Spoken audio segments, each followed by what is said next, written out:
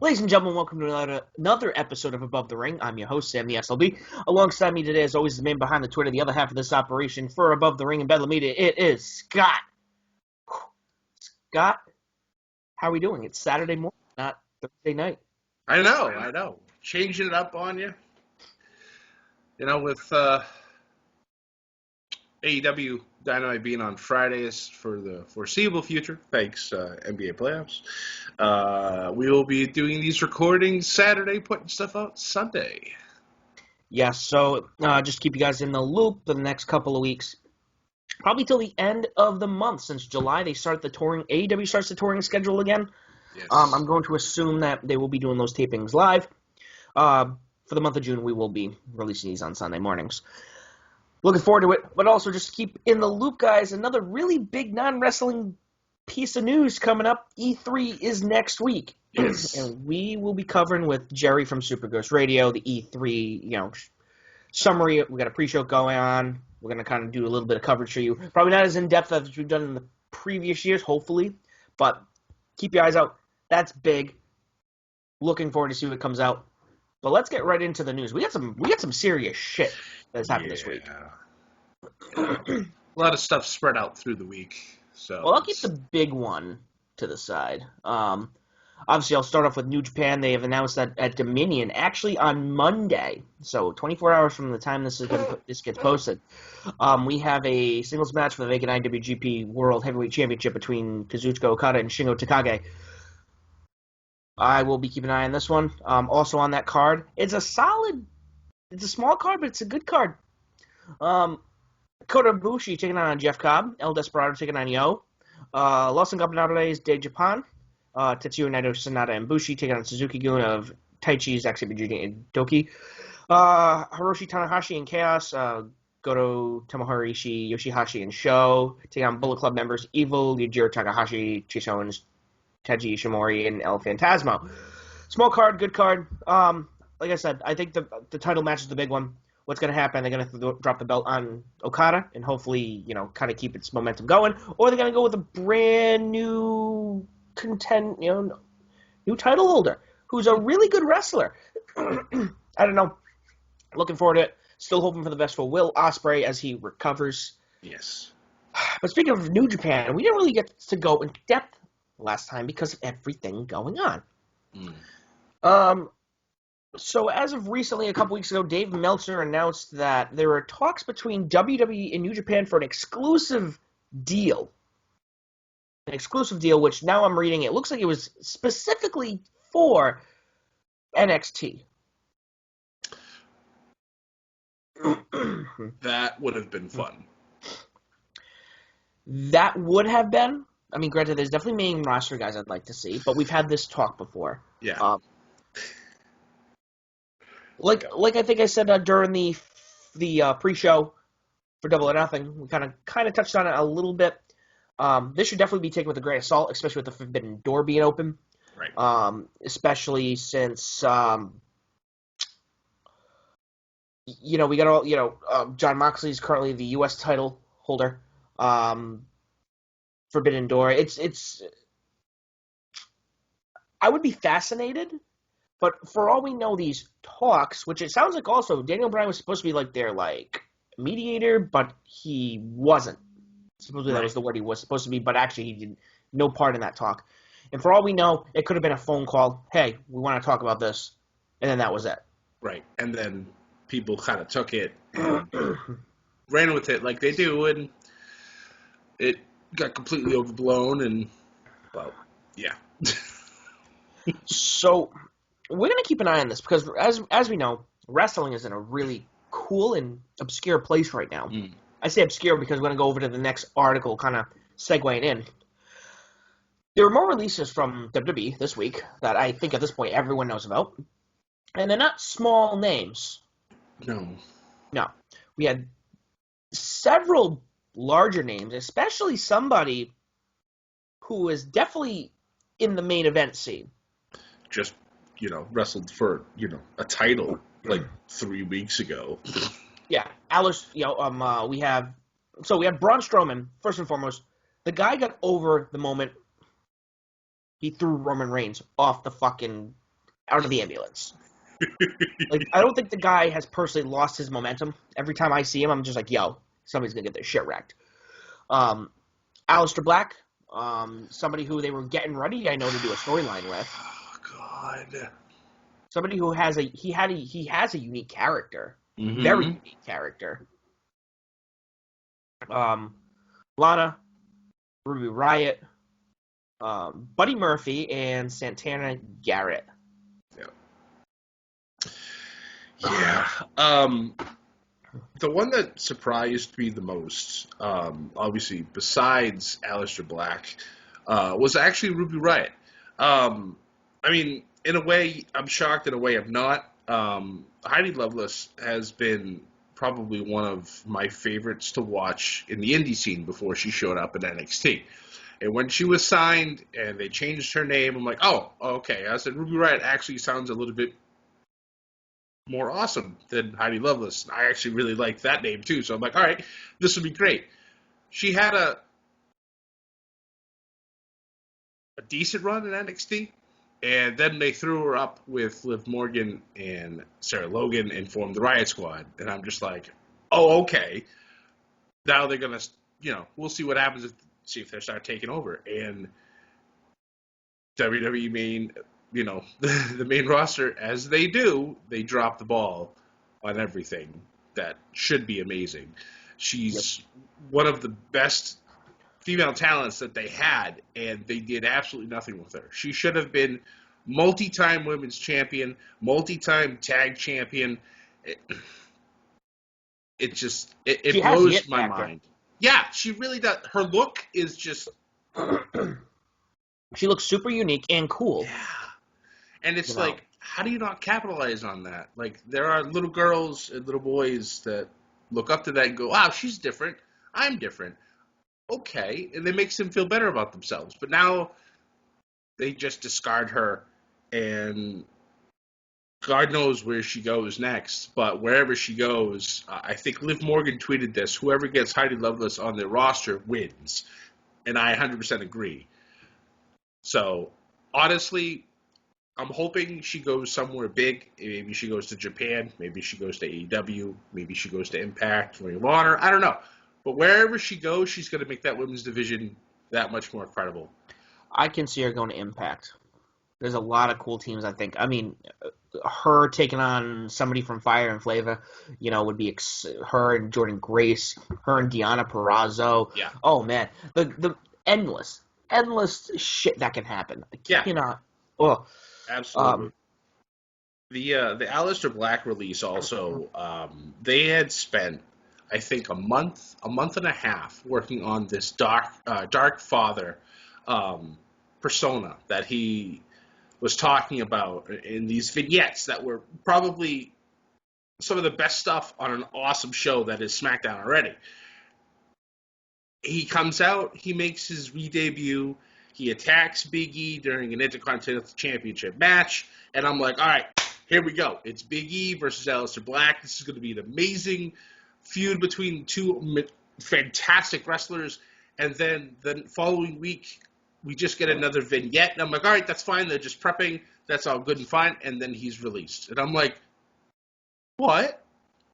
You spent all this time getting us all hyped up. Like, the internet, every time his vignettes came on, Twitter was blowing up with how excited they were that Aleister Black was going to do something amazing again. That the main roster finally had been like, all right, we'll pick up this ball and we'll run with it. But what do? They let him go. So and it's just, yeah. It's frustrating. And unfortunately, I think I saw something where they might not be done making these cuts. Yeah, they always say that. The problem, the real issue that I have with this whole thing is that I read somewhere that John Laurinaitis texted both the Raw and SmackDown crews and told them it's for budget cuts. Even though this past year WWE made almost $1 billion in revenue, which is the most ever. But yet, budget cuts. So, that being said, again, going through it myself, when you're cutting bigger talent like this, I'm seeing, You gonna say and that they're S word? now what? You gonna say that S word? I would not be surprised. And again, this is so far fetched because Vince McMahon, that's his baby. Yeah. He would put Shane and Stephanie up for adoption before he got rid of this company. Yeah. But the fact that there's a potential he might sell to NBC, and that was where I came across the rumor mill was NBC if they sold, which would make sense since they have the network. Right. They already own Peacock already owns the WWE Network, and Now, it could be coincidence. Yeah. It's all could be coincidence. And I know we're both one of those people who Vince wouldn't give up living. Like he would sell his soul to the devil to live forever, kind of thing. But right now, there are arrows pointing. As much as we know that one factor of Vince McMahon not selling, all these other factors are coming up. And I mean, heck, maybe NBC was the one who was trying to push the New Japan deal. Maybe. That's true. It's a valid point, right? And that's why I'm saying, wrestling is an awesome. You got the growth of Impact, AEW, the Forbidden Doors open, MLW is now on TV. But also the stuff going on with WWE and the potential talks with New Japan and this talent release. Let's be clear. All the talent that we just mentioned, unless they don't want to go into a bigger company or they want to get out of the industry, they're getting picked up by somebody big. Oh, yeah. Yeah. We Braun Strowman is like that's a monster. Imagine him and Lance Archer. Yeah. The one issue that I had with Braun is that, well, it's not even with Braun. Again, it goes back to the main roster and the old guard and the way they are with monsters. They're monster until they want them to be a sideshow. And they turn them into a joke. Now, I know that you haven't been watching the main, Raws and SmackDowns for a little while. Braun, yes, most of the time he has some type of momentum, but there are times where he is in some of the goofiest shit that I've ever seen, and I'm just like, why are you doing this man so dirty? Just let him run over people, literally, without making fucking train noises. Excuse my French. It's just, my God. Like, you could build a company around him. Mm-hmm. And, yeah, I don't know where he goes from here. Like you said, if he wants to continue to wrestle, I'm sure he'll find work wherever he wants to go. And we talked about this also. The 90-day release point from when they were all released is August 31st. And Sam, I'm sure you might know that there's a special pay-per-view starting on September 5th. Just throwing it out there. Yeah, I mean it's coming. I mean the pay-per-view and they just got released all out of that company. So I mean, sorry, bad joke, but I thought it was like I was hoping. I'm so happy. There's a lot. I mean, you got to keep in mind too. We got Slammiversary in July. That's true. So but the first wave. I still see a lot of people mock anybody else who's not WWE right now, and it's like, okay, cool. If that's your brand, that's your brand. But at the same time, there's a lot of other shit that's out there. Yep. Like, part of the reason why we do this is because I want to share my love of, okay, yeah, NXT has some good shit going on. WWE does have some cool shit going on. But look what AEW is doing. Mm-hmm. Look at what Impact's doing. Look what New Japan's doing. Look what Ring of Honor is doing. Look what MLW. There's so much good shit out there. Yep. And guess what? If I one of the reasons I almost stopped watching wrestling again after Mania is because when I was watching the main roster, I'm like, what the fuck is this? I'm like, I'm watching children's television. Which I get it. You want to appeal to the kids a little bit. Yep. You got to, but it was just like, I was just like mid-20s. I'm just like, this isn't even like, there's great talent, but this garbage writing. As you said, they are creatively broke. Yeah. It's it's unfortunate because you'd think that with all the talent that they have in their writing division, and it's frustrating. Now, I don't know if maybe they're coming up with some great stuff and Vince looks over, because Vince has the last say on everything on the main roster. So Yeah. Vince could look at something that looks amazing to everybody else, and he's like, "Nah, this is crap. Nobody wants to do it. Let's put in some fart jokes and some poop stuff. That'll get the crowd going." No, it did when we were in our teens and in our maybe early 20s, because it's like, ha, that shit's funny. No pun intended. And now the older I say older fan base. Those of us who grew up during the Attitude Era now are in our 30s, late 30s, and we're just like, no, we want some legitimate wrestling. We want good storylines, stuff that we can sink our teeth into, and there's not a lot of that on the main roster anymore. No. And it hasn't been for quite some time. Now, I honestly would say the only thing that's really, really worth investing time into is whatever Roman Reigns has been doing. Since he came back from his hiatus once COVID started, he's been unequivocally the best wrestler on the main roster. Storyline-wise, wrestling-wise, it's just been amazing to watch. And I went from being like a fringe fan of Roman to complete, like, you love to hate the guy. And yeah. Which is weird, because 4 years ago, if you said Roman Reigns is going to be the best thing on the roster, you would have been like, I'm going to smack you. Right, because Vince tried to stuff him down our throats, and us being the fans that we are, we don't like being force-fed stuff. We want things to grow naturally. If you want to do that, then you look at what happened with Yeselmania or Kofi Mania. That stuff grew naturally, and it willed its way into happening. The stuff with Roman Reigns now, his whole tribal chief shtick, it works. It fits his character. He has a brand new theme song that actually makes his entrance to the ring seem like a big deal.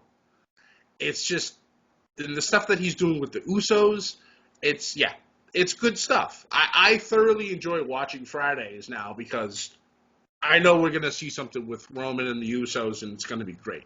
And it has been for, almost a year now. So, Yeah.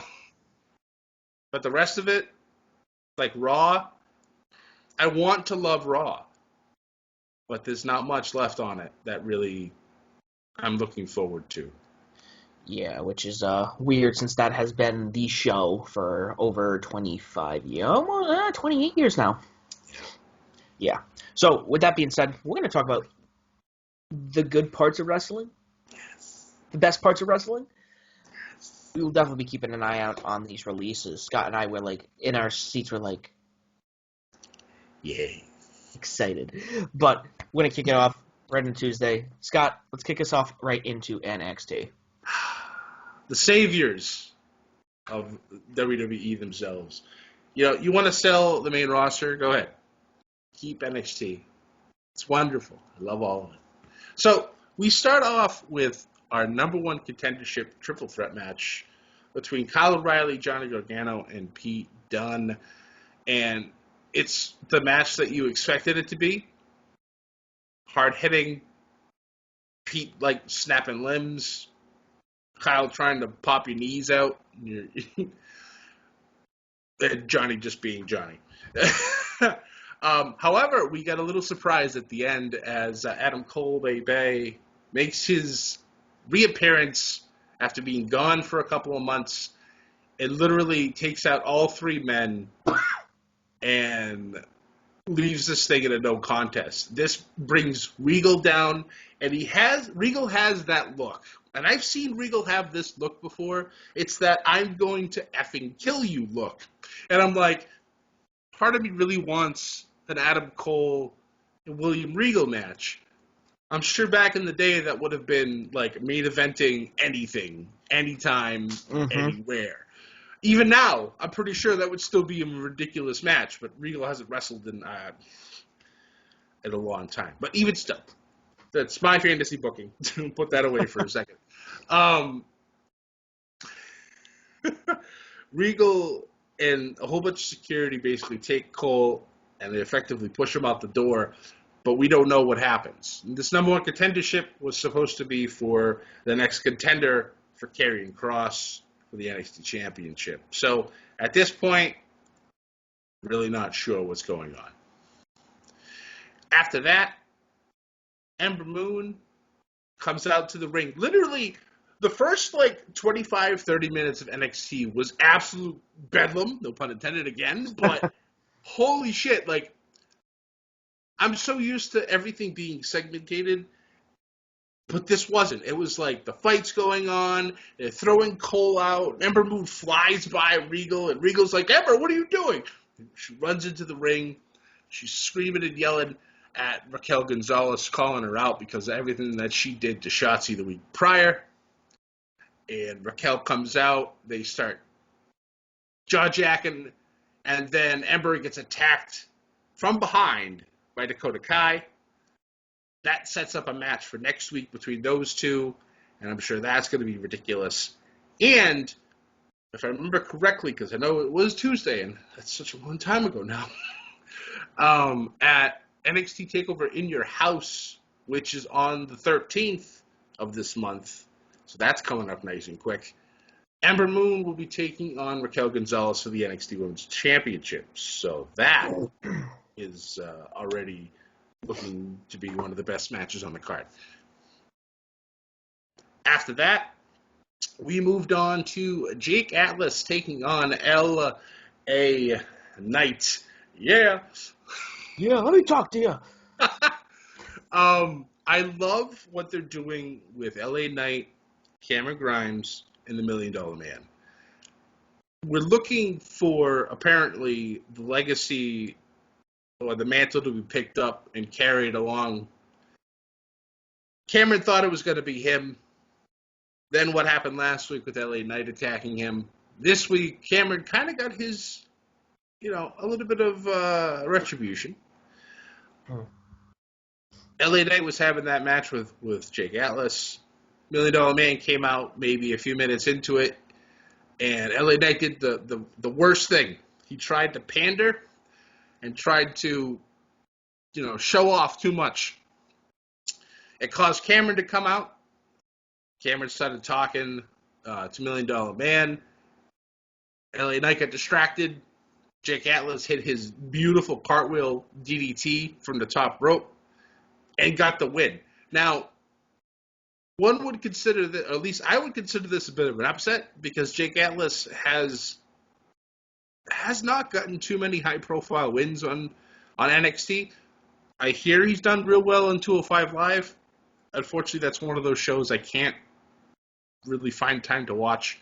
I really should, but once again, too much wrestling. Not much time to do it. So that whole shtick continues, and I'm excited for it. Those two will actually have a match, LA Knight and Cameron Grimes, at NXT TakeOver In Your House as well. So maybe that'll finish the whole thing, and we'll see who walks away as maybe it'll be for the $1 Million Championship. I would love to see that come back. But I heard rumors that it would. Yeah, so have I. Whether it actually happens or not, I'm not sure.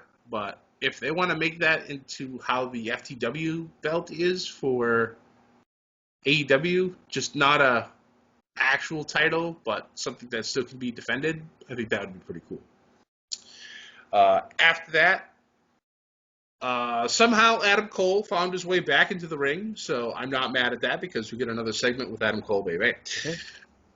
And, well, Adam basically being Adam the heel, which I love. I like Adam Cole as a face, but Adam Cole as a heel is the best fit, which you would think is how he would be in real life, but in real life, he's probably like the nicest person on the face of this planet. I know when I watch stuff with him and Up, Up, Down, Down, and it's like, how are you the same person? Does not compute at all. I've noticed that with a lot of the heels out there, like the ones who are the best heels are actually the nicest people. Right? Like the Miz, MJF. It's oh my god.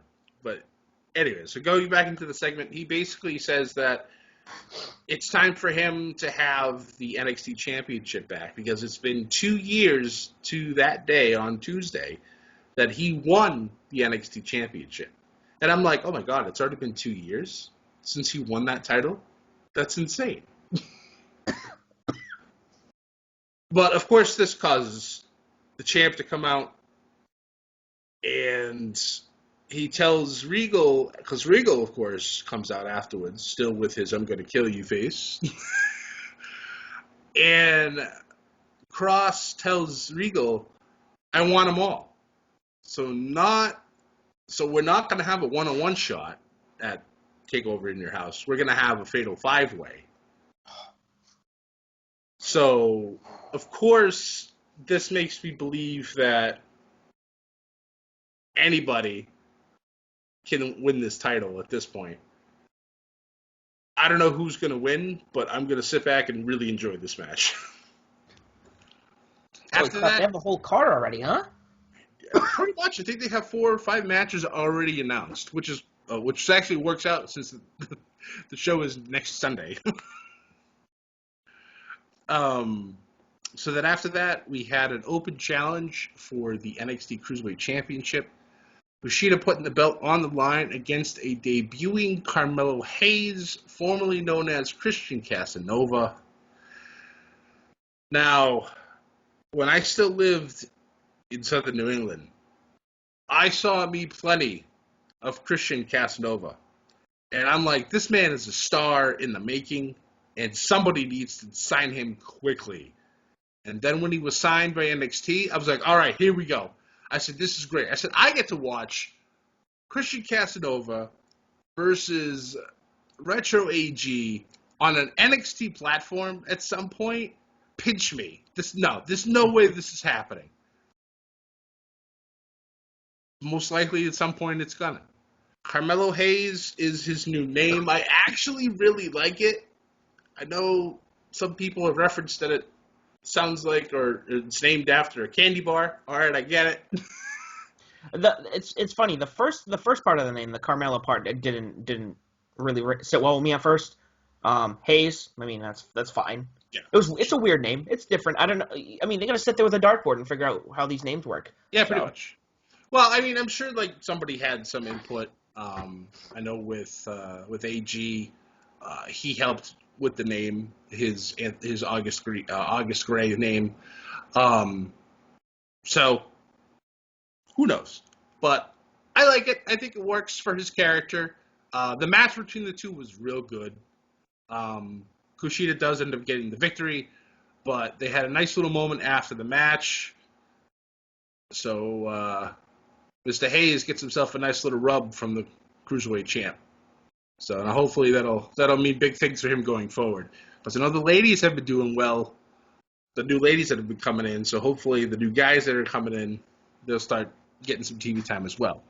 Speaking of the new ladies, we had a women's tag match with The Way, the current NXT Tag Team Champions, Candice LeRae and Indy Hartwell, taking on Zoe Stark and Zayda Raymer. Good match. Way picking up the victory. And then our main event of the evening for the NXT Tag Team Championship, MSK taking on and defeating Legado del Fantasma. Great match. Santos at some point tried to get involved, and then of course he gets run over by the thick boy himself, Bronson Reed.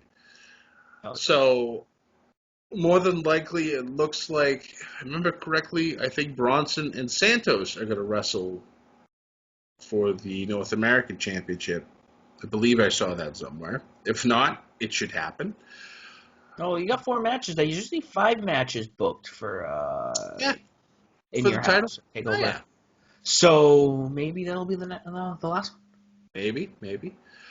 We also saw another match that was signed. Xia Li will be taking on Mercedes Martinez, and they had a nice vignette with some beautiful continuity. You know how much I love my continuity. Yep.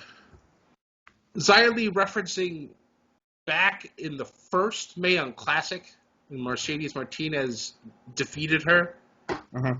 And now with everything that's been going on with Xia Li and how now she's literally like a trained warrior, this match, I believe, it could steal the show.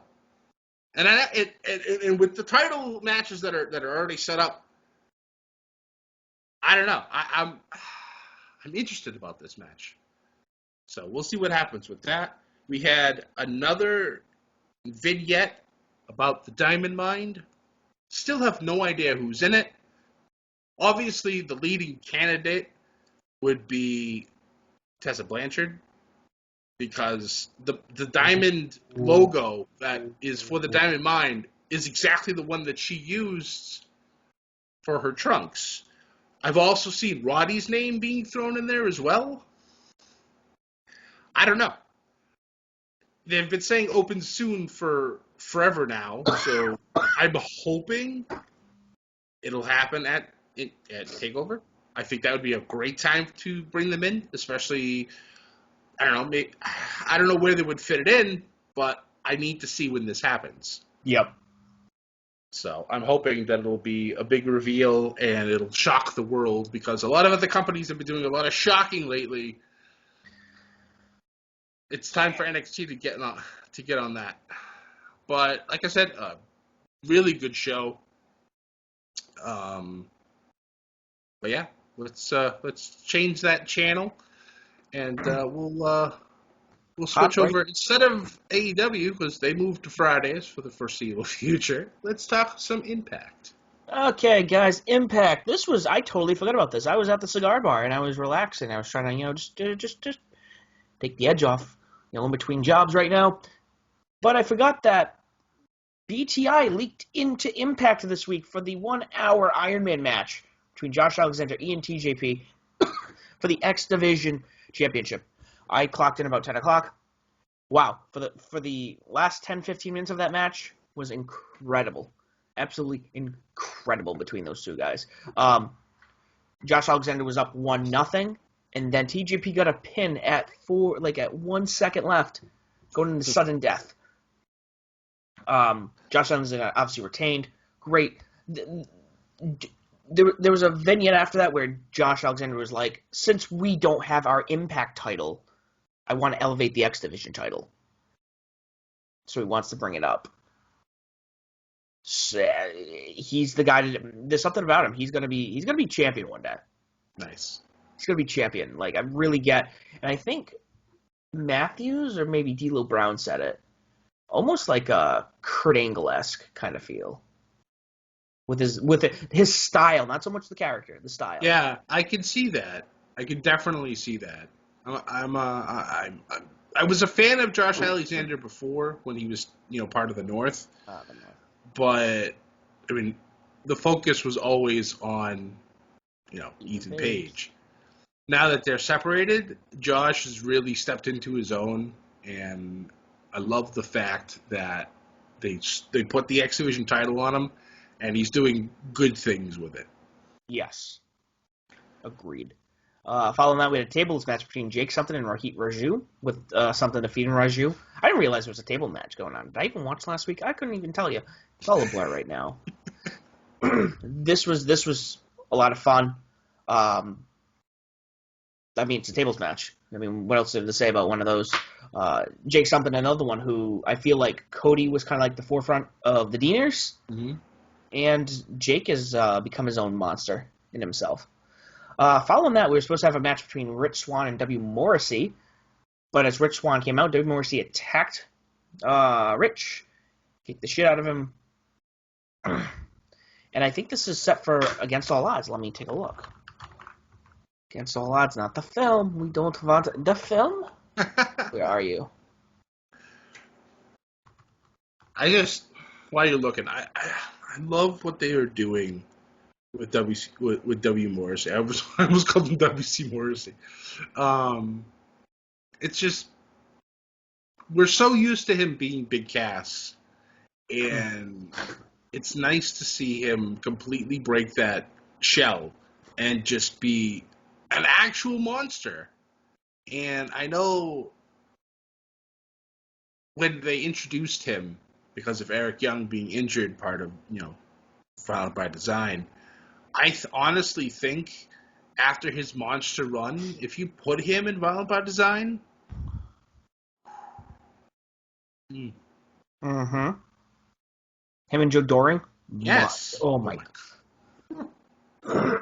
Yep. Don't mind me, guys. My allergies are killing me today. So, somewhere before or after that, and I tweeted it, and I was happy because Scott D'Amore liked it. Scott D'Amore made a comment where I forgot who was talking. Maybe it was Morrissey. Said something, this and that. Oh, we're going to have a match again against all odds. So-and-so, whether it was W. Morrissey, Rich Swann, Willie Mack, whoever, walked away. Scott D'Amore, makes it, they mumble something. He makes a comment. Yeah, and you can't teach that, and goes into his office. Yes. It was so subtle. I had to wait. I'm like, wait a minute. Did you just say what I think he said? I love when Impact takes subtle swipes at WWE for stuff like that. It brings me back, when you mentioned that, it brings me back to what they did with Tyrus. When he first debuted, he was the bodyguard of EC3, and at some point, I think during his first or second show, they were in the back talking, and EC3 had looked up, and it was a disco ball. Because obviously Tyrus in WWE was brought as Clay, the whole dancing, the whole singing, and everything else. So EC3 looks at it, notices it, tells Tyrus, "Don't look up. I don't want your your PTSD to go off. It's okay." And they walk off. So the subtle swipes, I think, are amazing. I love them. I know they're cheap, but whatever. It pops us, and that's good. So, sorry. Yeah, it was great. Also, after that, yes, next week there's going to be a match between Rosemary and Havoc. If Havoc wins, I think D'Amore said this, but if Havoc wins, she now joins the title match between Rosemary and Deonna Purrazzo. Okay. Turn this into a triple threat. That would be, I have a feeling terrible for Deonna, but well, yeah, I mean, she gave her her only pin. Yeah. Like, I have a feeling Rosemary's going to be the one to take that title from her, whether it be at Against All Odds or in the future. Like, you don't just pin the champion like that, especially when they've been protected. Right, exactly. And Deonna's definitely been protected over at Impact. So, which is great. It's she feels so legitimate as a champion. Yep. Where that crack, it's like, oh shit, Rosemary's going to do it. Yeah. Following that, we had Knockouts Tag Team Championship match, a rematch between Fire and Flava and Jordan Grace and Rachel Ellering. Man, I love Grace and Ellering. Unfortunately, they did get defeated. I know there's a little bit of tension between the two right now, Ellering and Jordan. I think Jordan's about to go through a character. I don't want to say character change, but like something's up. It looks like she's ready for a heel turn. She seems a little on edge about everything. I know last week when she was a fill-in for Taylor Wilde, she acted like she was insulted because she was a replacement and not a first pick, and Ellering had to kind of talk her down. So, yeah, I can see it. I think after this loss, I would not surprise me if those cracks continue to happen and then she just goes full heel. And a heel Jordan Grace, y'all better watch out. Yeah. I mean, I love her as a face. I think she's one of the few wrestlers who probably couldn't be a face straight through. She just has that attitude. But a heel, Jordan Grace, Big Mama Pump, you dead. Yeah. Following that, we had our match between debut match of New Japan legend Satoshi Kojima taking on Diener with Bound by Design by his side. There was a point where I think Joe Doring tried to get involved, and Eddie Edwards came out because I guess Eddie and Kojima have passed. together, so he kind of came out and helped him. Kojima got the pin over Diener, but I believe that against all odds, we're going to be getting Kojima versus Doring, whoever wrestled each other over in Japan. Yep. So that'll be a lot of fun. And he was good. If you've never watched Kojima, a lot of these old New Japan guys, WWE back in the 90s definitely was about showmanship. Mm-hmm. But, I feel like New Japan, they definitely put the emphasis on, the athletic ability as well as the showmanship.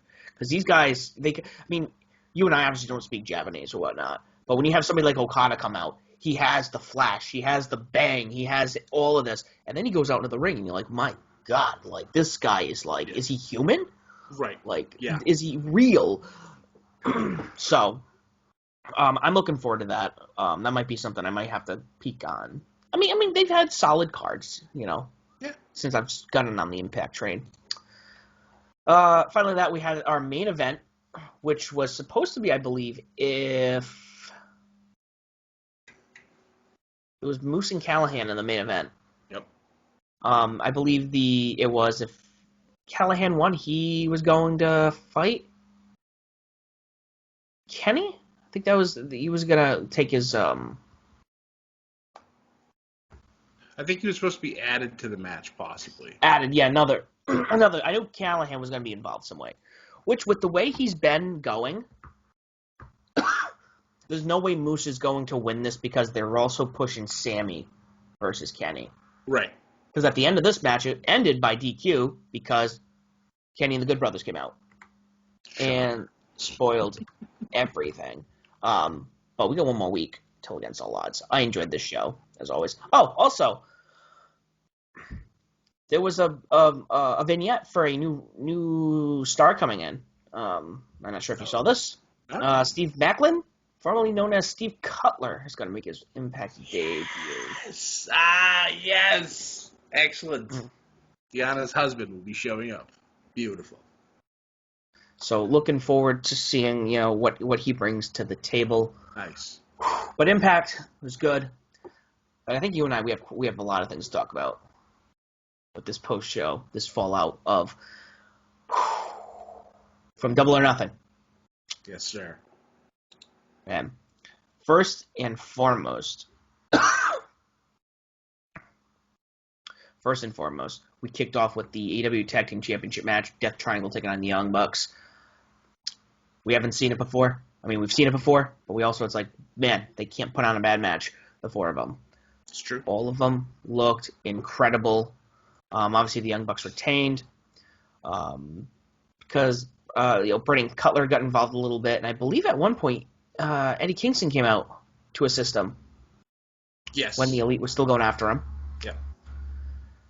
I know later on in the night, Pac and Penta were kind of like, yo, we don't want anything to do with you. And Eddie's like, no, this and that, the friend of your, the enemy of your enemy is your friend kind of, conversation. So maybe he brings the family back together. Maybe there's a, I don't know. Possibly. I know with Moxley out indefinitely. Yeah. Kingston's going to have something to do. And right now you have him coming after the Elite. You have Frankie Kazarian coming after the Elite. And you have Death Triangle fighting the Elite. I have a feeling we're probably going to get an 8-man tag at some point. Oh, my God. That's just how I'm looking at it. Uh-huh. So either that or at some point the Elite's going to get destroyed by everybody who comes after them. Yeah. I mean, who they're going to lose those titles to, I don't know. And part of the way you make these titles strong is you put them on somebody who you absolutely loathe for a long time. True. Because you want the faces to beat them so bad. Mm-hmm. When they don't, you hate the Young Bucks even more, and in turn makes you immediately love whatever next face team fights them. It's brilliant wrestling psychology, and even us, smarter fans, we still fall for it every time. Yeah, it's like even MJF. It's like, I'm so aggravated with you, but I love you. Like, you're like perfect. Yep. So, following that, we had what may have been the highlight of the night. I'm with my friend who was with me. They're watching this. And of course, Mark Henry comes out. So excited. Wearing a salmon shirt. A salmon-colored shirt. Mm-hmm. And I picked up on that immediately. I'm like, you son of a bitch. I'm like, are you gonna big, the strongest slam to Tony Schiavone? What are you doing? Well, it was he cut a good promo. I like where he said, I'm not here to fix AEW because AEW isn't broken. Right. It was great to just kind of, I don't know, he's a legend from the Attitude Era. Like, it's like Paul White. I mean, as much as people are like, oh yeah, they weren't on the main card, they weren't the main eventers all the time. These were still the people that, they were the meat and potatoes. Yeah. As much as, you might, for example, Kenny Omega, he's the Impact champion, and you see him on occasion when it's, when it's rare. But also, like, there's the guys, like I said, Josh Alexander. You got Chris, you got all these people who, they put in all the extra work to make the championship feel special. So somebody like Mark Henry, who's also the legitimate strong man, So anyways, my buddy was like, yo, I heard he was a big deal signing. And I'm like, oh my God. I'm like, Mark Henry. That's Mark Henry. Like, what do you mean you've heard? Everyone and his brother who watched the Attitude Era at one point knows who Mark Henry is. True. But that wasn't even the best part. And I loved your response when I texted you. Because you're like, I'm not watching Twitter. Not paying attention to Twitter. I had to record my SmackDown study. I was 20 minutes behind at that point. And when I just see my name in all caps, I'm like, oh shit, something big happened. Don't look at Twitter. Don't look at anything. Everyone knows. Just focus on the TV. So everyone knows, all the other podcasters, all the other fans who listen out there, anytime something happens between Scott or I, what happens is it's generally either the article or we just send our names in caps. So if Scott watched that and I wasn't around, all I'd see is Sam.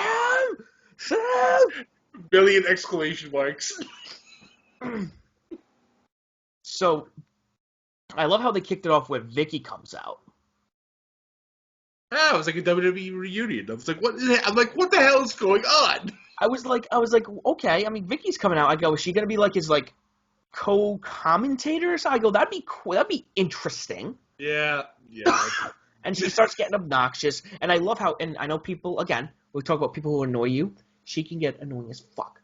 But that's why she's good at it. But she's the nicest woman in the world in real life. Yes.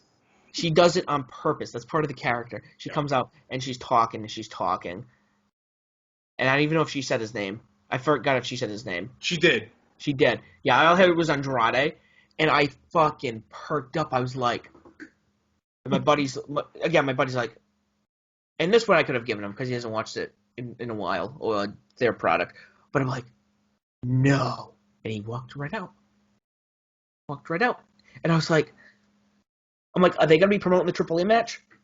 And it wasn't until earlier today where I sent you the photo, where it's official. He's all elite. We got Andrade Idilo? El Idolo. Oh, man. Yeah, I need to take Spanish. Oh, my God. When I saw him come out, I was just like, yeah, just noises. But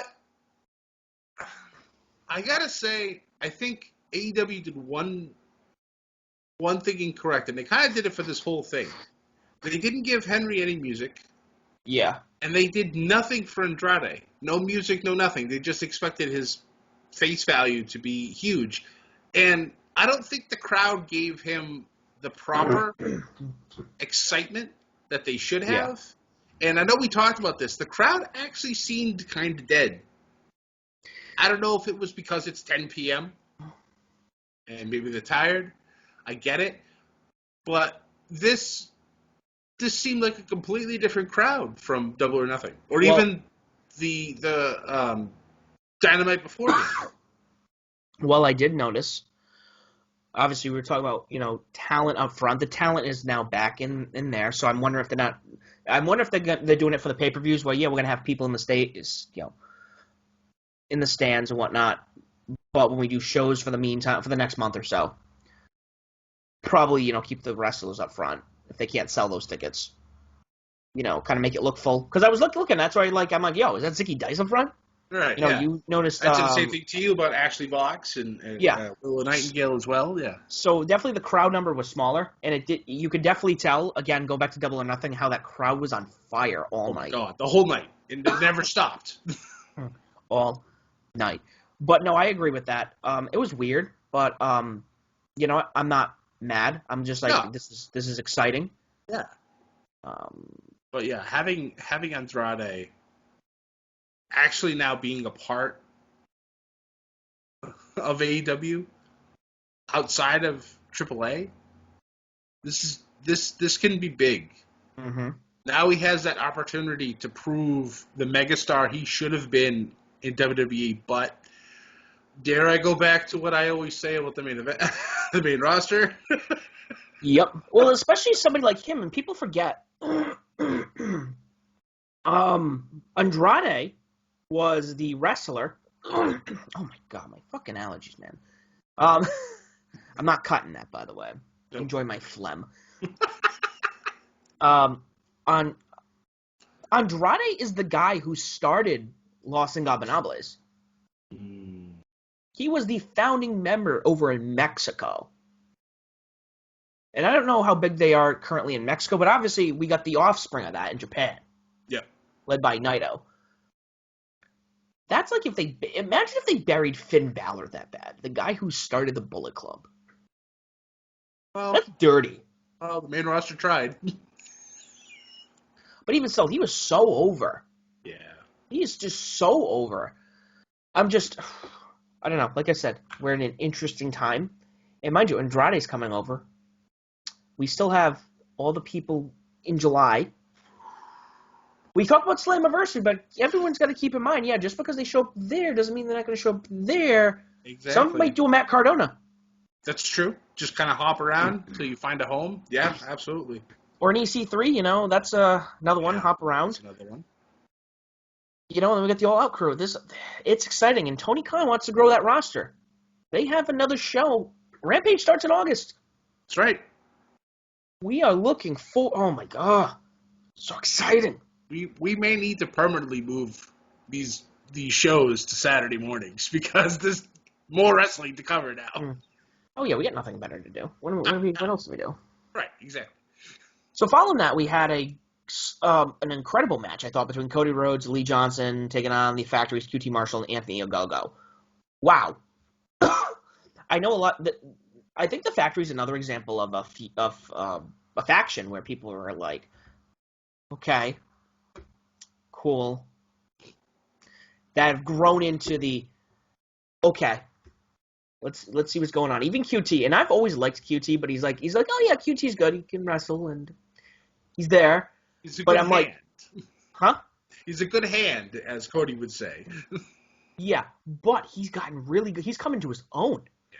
And now he has Anthony Ogogo, who, again, despite where I think he should have won at Double or Nothing, he still looked strong here. He didn't look like he was coming off I lost this and that. He looked like, especially when he ended the match, obviously did the punch to Cody. I thought that's how he should have won at Double or Nothing. Yeah. A straight shot to the gut, followed by like an uppercut to the face, and just Cody just crumbling. I thought that would have been a huge victory for Ogogo. Yeah. But whatever. They went the way they did because it's Memorial Day weekend, and obviously we should have thought of that. Yeah. America never loses on Memorial Day. So, yeah, I thoroughly enjoyed this win. I love how QT's like, I did it on my own. I'm like, bitch, no, you didn't. He's such a good heel. He's great. I'm looking. And I love the logo they have. I might buy a Factory shirt. I know. I said the same thing last time. I'm like, that's really sharp. Oh my God, damn. Don't make me do it. Following that, we had the Inner Circle's victory lap. Let me tell you, everyone in here has been on fire with their promos. Yes. They definitely, and I remember somebody told me that people need to go to WWE to get their, work on their miking skills, which, fair enough. They probably definitely they do have a lot of people help out with, with their, mic and whatnot. But you got fucking Chris Jericho, one of the best people to ever be in a microphone. Yeah. He's definitely, everyone here, even Jake Hager. Right? Who people have been mediocre about. His promo he cut, and the fact that we're getting them in an MMA fight, him and Wardlow, I'm like, dude, I want more Hager. Like, this is the Hager I want. Yeah, this is the Hager that should have been in WWE for the longest time. When he kind of showed flashes of this when he was in Lucha Underground as well. I know I keep bringing that up, but again, Lucha Underground. Here is your earworm for the day. But he's been showing little flashes of brilliance. Ever since he's been in the Inner Circle, it's been happening more often. And then that promo, I'm like, I'm not an MMA guy, but I'm ready for this match. Yeah. Not even match. I'm ready for this fight. Because it's going to be a fight. It's going to be incredible. And I think even, not just him, but Wardlow. The more I look at Wardlow has this ruthless aggression feel to him. Early Batista, early Orton, all the big guys who started off very quiet, he has. And I think JR said it too. Yeah. He definitely has that it factor as well we talk about. He kind of reminds me of an early Robert Roode from Impact. Starting off, as Beer Money and then kind of growing into his own as a champion type of thing. I could see Wardlow at some point being a champion outside of the tag team division. And I feel like you could do a lot of stuff with Wardlow going forward. Yeah. So I don't know what's going to happen. You completely nailed it with that this isn't over. I kind of hoped it was, and they would kind of just go on their own. But I think it was Santana that said it. We still got to see these guys every day and listen to them bitching. Listen to them talk about how expensive their watches are and shit like that. And when he said that, I was like, oh, damn it, he's right. All right. Yeah. Here we go again. But, I like how they're almost going, because remember him, they had their bout, Sammy cut his nasty promo. Oh, my God, Sammy's, he's, dude, shoot him to the moon. Shoot Sammy to the moon after this, these past couple of weeks. Yep. I want him to have that title so bad. He's just he's on fire. And I thought, who's he talking about? Sean Spears. I don't know if he said he was going to have a match with him. I'm blanking, but I like how he still has unfinished business with him. So. But that's what I'm saying. The Inner Circle, maybe as a whole, everything is kind of done. But they're all having, okay, Jake Hager's going after Wardlow in an MMA fight. Right. Jericho's going to have a one-on-one with MJF down the road. Yeah. And you also have to remember, Sammy and MJF still have their own issues as well. Yeah, so everyone's going to go after it. This is a good feud. It's not just we got to do a 5-on-5 match every single time we go at each other. Yeah. I need to see FTR and Santana and Ortiz. I need to see it in some ridiculous match. It needs to happen because I would literally sit back, relax, and enjoy the show. Make sure I got popcorn and a soda ready to go because it's gonna be just. Oh, it's gonna be perfect. Speaking about that, we had a solid, awesome, and I thought a great tag match. Christian Cage and Jungle Boy taking on Private Party. Yes. Obviously, Jungle Boy and Cage getting the win over Private Party. We haven't seen Private Party in a while, and this is one of those, and I get it. They have a lot of talent. They got to cycle through them. Private Party is one who I've always feel should definitely always be towards the top of the tag team division. They're just so good, and they're so fun to watch. And especially, they're under Matt, and they're kind of cocky, Yeah. I love how they've completely ditched the ring gear, and now they're wearing, the suit pants and the dress shirts. They're just going to go ready to go to the club, or just came from the club. It's just... Yeah. But Christian Cage and Jungle Boy, let me tell you, they work well together. Granted, you got to remember, you had two members of the TLC matches involved here. Yep. Matt Hardy and Christian Cage. Christian obviously has been a tag, him and Edge for years were a tag team. He melded so naturally with Jungle Boy. Yep. And you know what? Like I told you after we watched the Battle Royale, the ending when it was the two of them. Fuck, give me Cage and Jungle Boy. Right. Give me Cage and Jungle. They're just so good together. Christian Cage. And I've told you this before. I've never really been a Christian fan. It's not even like I love, Yeah. It's just I didn't have Raw, but we didn't have cable, so it was always SmackDown. Yeah. And he was always kind of like, he was kind of like the side piece of Edge almost for a while. Kind of like how Matt Hardy was like, it was like the Hardy Boys, and then, Matt went to go do his thing, but Jeff was still going through the stratosphere. Right. Doing swantons, going to the moon. But these two, it was incredible. And I was thinking about this during the match. I'm like, Christian Cage is pure fire. Matt Hardy is absolutely insane, brilliant. Like, I was just... I have a new fandom for old talent right now that is really rejuvenated. Even people I haven't really been a fan. It's so much fun. And it's great because these guys are also lending their experience, their knowledge, their wrestling IQ to all the young kids that maybe, they have all that raw potential, and now you have people like Hardy with Private Party and the rest of the Matt Hardy organization, or what are they called? Hardy Family Hardy Family Order, or whatever their name is. Matt Hardy is giving all of his knowledge to everybody, and I love to see it. Christian, I'm sure, is doing the same thing. Them signing Paul White, signing Mark Henry. You're bringing in these minds that have done amazing things in wrestling, and now they're there to polish these young kids that are the future of the business. Mm-hmm. And like that match, the tag team match right there, is literally an entire rub for Jungle Boy, and even for Private Party in a loss. But then you get that nice little twist at the end after the match is over. Jungle Boy celebrating in the ring. Christian goes to leave and gets a twist of fate from Matt Hardy. So imagine if we get Matt Hardy and Christian Cage. It's probably going to happen sooner rather than later, and I know all us WWE fans are going to be like, "Argh!" But the rest of us will be like, hey, this is for storyline purposes. They're still going to go. It's going to be great. So one of the crazy things about this whole, we talk about, everyone gets upset, they're pulling a WCW, they're signing all this talent, this and that, da-da-da-da-da. The biggest problem with WCW, and even TNA back in the day, was when they signed this talent, and then they became, like, mainstays. They were, top of the card always. They kind of like, we're going to push you down. We're going to push you down.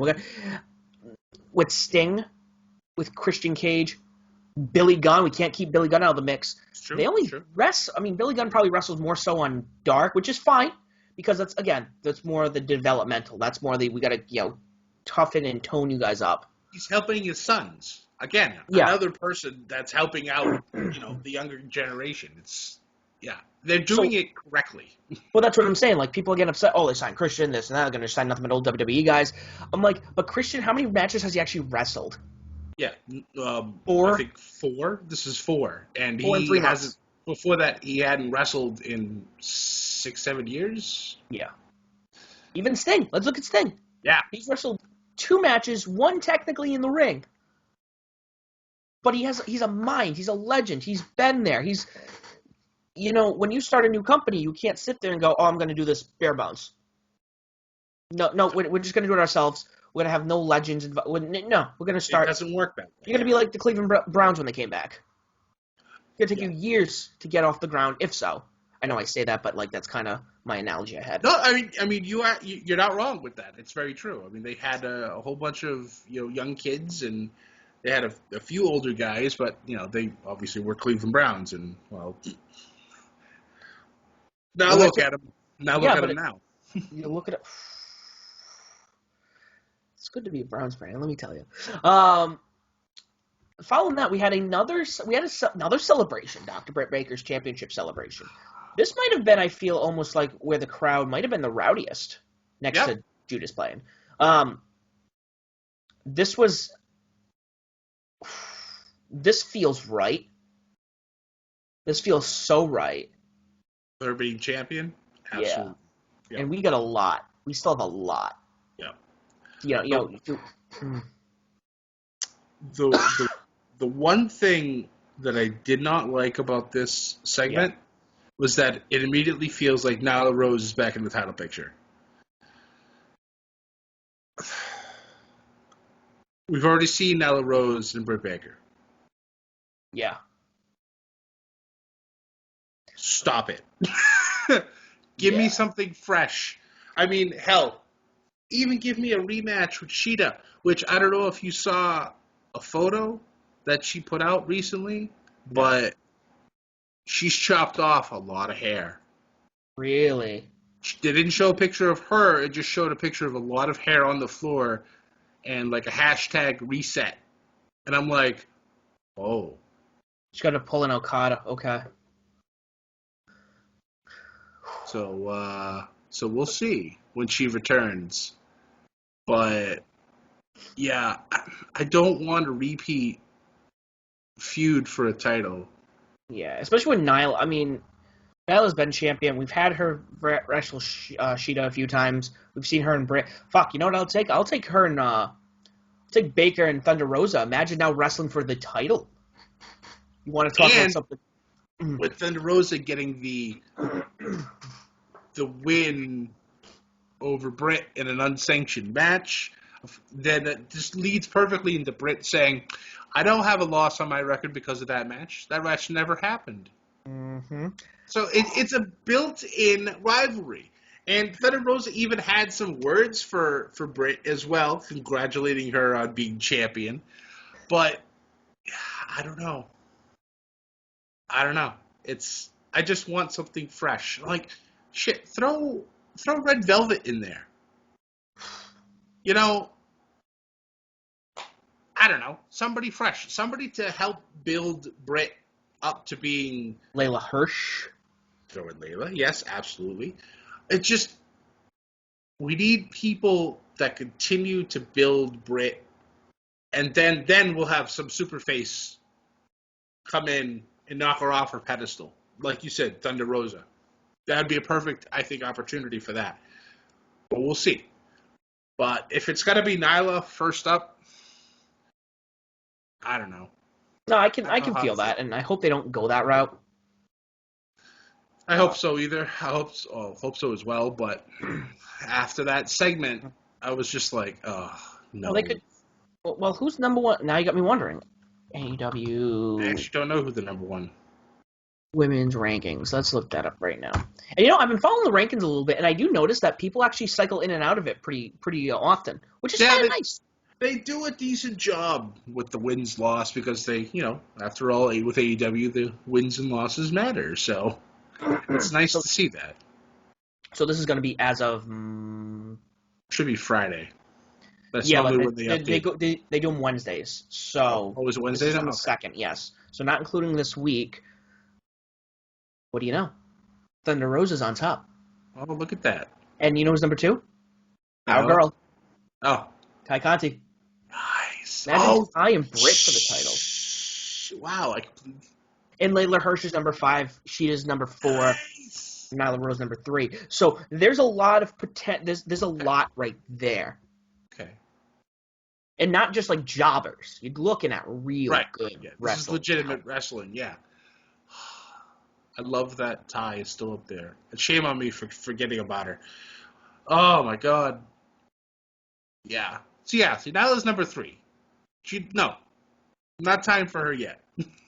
But then again, I wouldn't mind a build-up to Thunder Rosa, Britt Baker. I don't want her to just come out and be like, yo, title shot, this and that. I need a build-up. That's an all-out right there. Or even if you want to, build it up a little further and go to Full Gear. That's pay-per-view. That's true. That's a pay-per-view 5-star stealing match. It's true. I'm getting so excited. Sam's getting hot and bothered again. Oh, man. There was a couple of promos before I go to the bottom that I thought was good. Scorpio Sky and Ethan Page. Who they shooting on? Interrupting Sting and Darby, Yep. telling Darby that they wanted to find a partner who's not Sting and Yes. Which prove is them wrong because they're saying that Darby's just riding Sting's coattails, which obviously is not the truth. But them being the great heels that they are. But also, I think you and I at this point have figured out the fact that he's going to find somebody who's not Sting for a tag team partner. Yeah. And I feel like they're going to introduce somebody. Wouldn't surprise me, and I'd be completely okay with that. I think the way they worded that, I think they're going to introduce somebody new into the company. There was also a promo, and I forgot where it was Best Friends in Orange Cassidy. Yes, talking about how they're not done with Omega after how basically they cheated Orange Cassidy not once but twice out of the title. Uh-huh. Yeah, no, if you didn't watch that match and didn't see Orange Cassidy as a main eventer after that, you're wrong. Like, I hate to say it, but I think they even said the comedy wrestler almost got Kenny, which is he is the comedic relief, but he's also fucking great. Because he did do this the soft side thing for a bit, and then he got serious. Yeah. And that's what I'm gonna give Cassidy. Cassidy can be funny, but also when it's time to kick ass, I'm gonna kick the shit out of you. Yeah. That switch gets flipped real quick when it needs to. Mm-hmm. It was golden. Following that, we had Red Velvet taking on the Bunny. I don't know the last time we saw Allie wrestle on Dynamite. It's rare. It's rare, but it's nice to see. She's still insane, and that's why I love her. My friend I was with told me that we need to see her and Abaddon in a screaming match. Yep. That would definitely be something. But I like this. Red Velvet is definitely somebody who we need to see more of. She's very talented. I know she came out with Big Swole and Kayla King, I believe. I believe so, yeah. Yeah. Because I guess I lost a match on Dark this week, I think. I think this was like a rematch or something like that. But Red Velvet won. It's good. Red Velvet's definitely, again, another one. Even Allie. These two women need to be moving up in rankings. Okay. And last but not least, we had a bull rope match, which I didn't think would be the main event. Especially because Nick Camarado hasn't really wrestled on the main roster. Not so much, but the man's a beast. He reminds me of A-Train in the fact that he literally is the size of a train, and of course the hairy back, because that's just how that works. The problem is, or actually not the problem is, the difference is when this kid got in the ring, and I'll call him a kid because he's younger than I am. He's my age. Child. No. Yeah, I honestly I really did expect him to win. But I also didn't realize that Dustin Rhodes is 13-1, well now 14-1 in bull rope matches. I was like, what? How many bull rope matches did you have? I really like how they've been doing those a lot. I know that was something that their father did back in the day. It was I think he might have been in the first ever bull rope matches. I think him and Billy Graham, and I watched I think it was his documentary on the network, where I guess Madison Square Garden, him and superstar Billy Graham tore the fucking place down, bled all over the place. But no, this was great. Again, I will say it every time he steps in the ring. Dustin looks like pure fire. Yep. Give that man before he retires. And again, another man who doesn't step in the ring often, but when he does, he's with his students. These are his students. Yep. This looks great. Nick Camarado, incredible. He's another one who has a few. Imagine him and Miro, him and Lance Archer. He's a future star in the making, and you love to see it. I think one of the things I'm starting to pick up on, like some of these factions, I will go back to the Evolution comparison, where they put in a bunch of younger guys who maybe on the independent scene, or in the Factory's case, they're from his school. Yep. Give them a chance to, we're going to put them under one of the trainers, and it'll be a faction, and, we'll get them into their own. Obviously, they split away from Dustin to be like, okay, he's the master, QT's the teacher, he's the master. So we're going to put ourselves in a situation where we got to wrestle the master. Right. We got to wrestle Cody, we got to wrestle the master. Rather than just, we're going to be training. Like, it kind of, I imagine it like Kung Fu, almost like. Yep. So, this was great. This match exceeded all expectations, I thought. Good job to Nick. Dustin looked incredible. Yeah. Real good match. One last thing before we move on. I need to give some props to Miro. That promo that he's been, well, not only the one he delivered last night, but the ones that he's been delivering lately have been amazing. Again, it's like, why didn't WWE let him speak? It's just, I love the subtle shout out to Lana. Mm-hmm. I thought that was real cool too. But Miro looks like the monster he should have always been. Mm-hmm. With that TNT title, and talking about how next week he has a match versus Evil Uno, who to me is another underrated wrestler.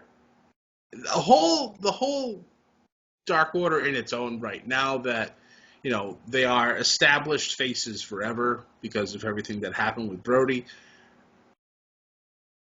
I have a feeling that Miro's going to underestimate Evil Uno a little bit, and this might be like Evil Uno's real arrive moment. Yep. You know what I'm saying? During this match. I hope it's not a squash. I hope it's a really good competitive match. Obviously, I expect Miro to retain, but this could be a really, really good match, and I hope that they're able to do something with it. Agreed. I did see something interesting. You mentioned Miro. Lana, after her release, finally congratulated him for winning the TNT title. Yep. That kind of frustrated me a little bit. The fact that you can't even congratulate your SO, your significant other, of their accomplishments when they happen in public. Yep. Whereas I also noticed when you spoke of that, I immediately thought of, oh hey, I wondered if Adam Cole said anything about Britt. Nope. Which is weird because they were also the ones who put Britt on television during an NXT pay-per-view. Well, that supposedly was supposed to be a mistake. They just saw a reaction and they quickly went to it. Yeah, well, I get that. But it's still one of those you can't mention, but you make these, whether it's a mistake or not. They've apologized. Yeah, I get it. But it's like, this is their significant... Charlotte. So I actually was... I'm always curious now. Because there's so much talent that is. Yep. When I looked just before we started recording. So about, what are we looking at, 13 hours ago now? 13 or so hours ago. If you go on Charlotte's Twitter, all she has, and it's definitely when he debuted. Because all it was like a long line of just the crying emoji, and then under it, same length, was a bunch of hearts. Yeah. I think, though, we didn't really kind of get into it, but I think Lana, if anyone's going to make it to AEW, I think Lana's going to join her husband. I agree. I don't know how the fans would take to that, because I feel like she's almost in Eva Marie territory when it comes to pure hatred for no reason. Like, when it came to these WWE releases, 90% of Twitter blamed Eva Marie for this. And it's like, what? makes no sense whatsoever. Eva's been with the company, we signed with the company for months now. Months. And for all we know, yeah, she's talking about getting back in the ring, but a lot of the things I've heard is that she's going to be a manager for a new NXT talent. Yeah.